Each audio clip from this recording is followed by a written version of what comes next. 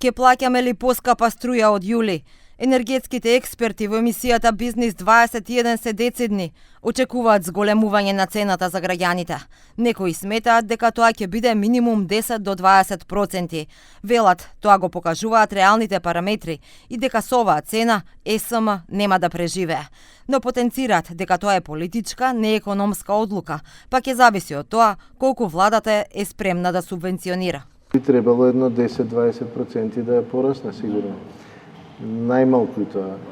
Сега тука е прашањето колку е владата спремна државата да субвенционира. Треба да се очекува пазарно, ако се гледаат работите, цената да порасне. Значи, ако Елем ја продава сега за 60 евра, без 80, Елем нема да преживее. Финансиски не може да преживее.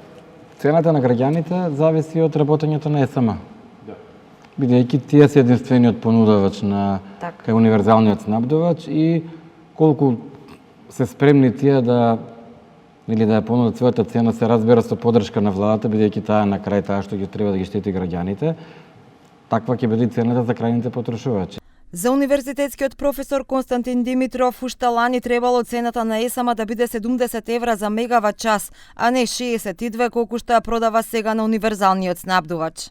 Мислам дека таа цена ќе се зголеми и затоа веројатно со законот ќе се дефинира да се помогне на тие ранливи енергетска сиромаштија, а за другите дека малку ќе зголемат цената да споделат тој трошок. Очекувам, мислам, верувам дека треба да се зголеми, колку ќе се зголеми.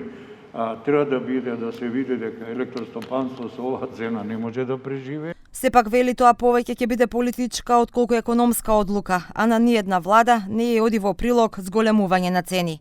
Инаку новата цена на струјата ќе се носи до крајот на јуни, а ќе важи од 1 јули до крајот на годината.